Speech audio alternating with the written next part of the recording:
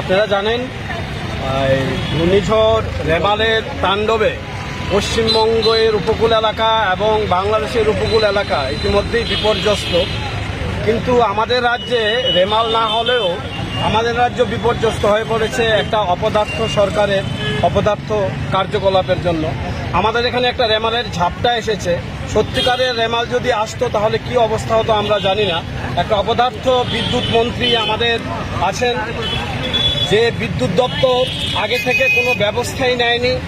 এখন বলছে, কালকে আমরা দেখলাম শীততাপ নিয়ন্ত্রিত কক্ষে বসে উনি সাংবাদিক সম্মেলন করেছেন, করে বলেছেন যে ঝড়ে গাছের ডাল পড়ে গেছে, তাই ইদানিং কিছুদিন এই কষ্ট করতে হবে।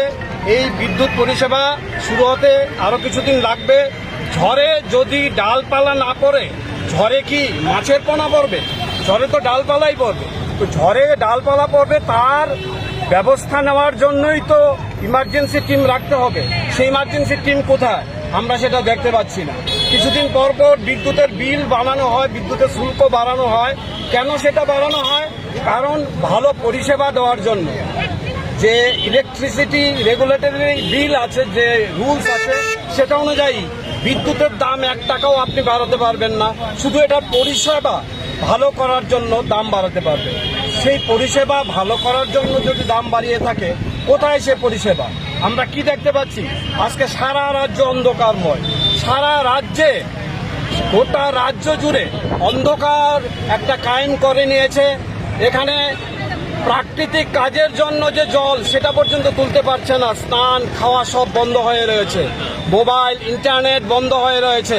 সমস্ত কিছু বন্ধ হয়ে রয়েছে। অন্ধকার গোটা গ্রাম ত্রিপুরা, এমনকি শহরেও আপনারা দেখছেন বিভিন্ন এলাকা, বিভিন্ন জায়গায় কারেন্ট নেই, কোনো বিদ্যুৎ নেই। বিদ্যুতের অভাবে জল তুলতে পারছেন না মানুষ, কাজ করতে পারছেন না মানুষ, ইন্টারনেট চলছে না। মনে হচ্ছে এক অন্ধকার যুগে আমরা এসে দাঁড়িয়েছি। এ কেমন অপদার্থ বিদ্যুৎ মন্ত্রী! এই বিদ্যুৎ মন্ত্রী যখন শিক্ষামন্ত্রী ছিলেন, তখন শিক্ষাটাকে 12টা বাজিয়েছেন। তিনি অক্সিজেনের সায়েন্টিফিক নেম O2 না বলে 02 বলতেন, কারণ ওকে জিরোর মতো লাগে। এটা তার ব্যাপার। কিন্তু শিক্ষা ব্যবস্থাটাকে 12টা বাজিয়ে গেছেন। বিদ্যাজ্যোতি যে রেজাল্ট আমরা দেখেছি, তারই মস্তিষ্ক প্রসূত এবং তার সঙ্গে কিছু আমলা যোগ হয়ে তার বিরুদ্ধে অনেক করাপশন আছে, করাপশনের অভিযোগ আছে।